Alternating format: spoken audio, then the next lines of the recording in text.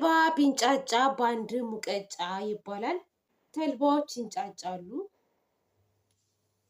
ስራቸውን መስራት ያለባቸው አካሎች ደግሞ ስራቸውን ይሰራሉ ማለት ነው። እና ስለዚህ የሚሰሩትም አካሎች ደግሞ እነማን ናቸው? እነ ቦጋለ። ቦጋለ የሚባል ስም ግን በጣም ምርጥ ስም እንደሆነ ታውቃላችሁ? ቦጋለ ማለት በቃ አንተ ለኛ ብርሃን ነህ ማለት ነው። ብርሃን ስም ያወጡ ሰዎች ግን ማለት ነው መጥፎ ትርጉም መስሏቸዋል። ግን ትርጉሙ በጣም ምርጥ ስም ነው እና እናመሰግናለን። ጅንኑ ቅጽል ስሙ እንግዲህ ቦጋለ ነው። በጣም ደስ ይላል።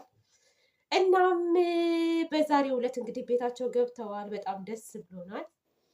አሁን ስቴፕ በስቴፕ ደግሞ ነገሩ እየተስተካከለ ይሄዳል። እኛ የእናንተን ሰላም የምንፈልግ አንድነታችሁን የምንፈልግ በጣም ብዙ ሰዎች አለን ከጥቂት ሰዎች በስተቀር። ጥቂቶቹ ደግሞ ሀይሚዬ አንቺን የሚወዱ መስለው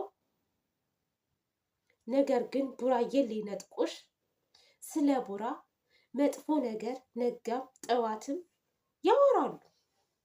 በጣም ነው የሚያወሩት ስለ ቡራ መጥፎ ነገር። እነሱ ማስመሰሎች ናቸው። ሁለታችሁን የሚወድ ሰው ቢሆን ግን ማለት ነው ስለ አንድነት ነው የሚያወራው። እነዚህ ግን አይወዱም አንድነታችሁን። ሁሌ መጥፎ ነገር እንዳወሩ ነው እና መጥፎ ነገር የሚያስቡላችሁን ደግሞ ወደ ጎን ትታችሁ ስለ እናንተ ሰላም የሚያስቡትን ይዛችሁ እንድትሄዱ ምኞቴ ነው። አንቺን እንደ ነብር ቦጋለን እንደ አንበሳ እንሰይማችኋለን ማለት ነው። በጣም ምርጥ ልጆች ናችሁ፣ ወጣቶች ናችሁ። መስራት ያለባችሁን ነገር ስሩ። ከመጥፎ ነገር ተቆጠቡ እንጂ ማለት ነው። በራሳችሁ ሙድ ማንም ሰው እንዲያስቆማችሁ እንዳትፈቅዱ። ሂዱበት ሂዱበት። ይህ ጊዜ የመስሪያና የመለወጫ ጊዜያችሁ ነው። ሰው ለመቀየር ብሎ ማንጅራት ይመታል፣ ይሰርቃል፣ ብዙ ነገር ያደርጋል። እናንተ ደግሞ በራሳችሁ ዓለም በራሳችሁ ሙድ ስለምትንቀሳቀሱ እንደፈለጋችሁ ነው። ብቻ ተለያየ የሚባል ነገር አታምጡ።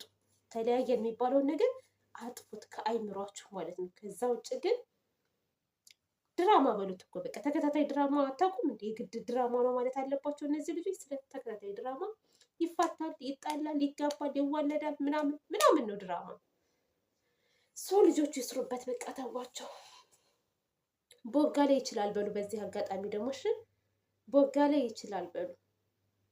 ቦጋለን ደግሞ ይቅርታ መጠየቅ ያለባችሁ ልጆችም አላችሁ። በነገራችን ላይ በግለሰብ ደረጃ ማለት ነው።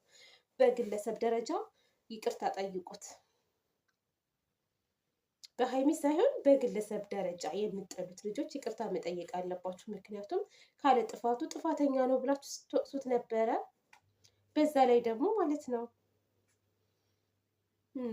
ልናገር እንዴ? አይ አልናገርም፣ ይቅርብኝ። ሞራል የሚባል ነገር አይደል? ይነካቸዋል። ቦጌ ጅንኑዬ የጨረቃዋ ባል እናንተ እኮ መቼም አትለያዩም። ሰው ግን የእውነት መስሎት ይንጨረጨራል፣ ያሽቃብጣል። አሽቃብጡ እናንተ።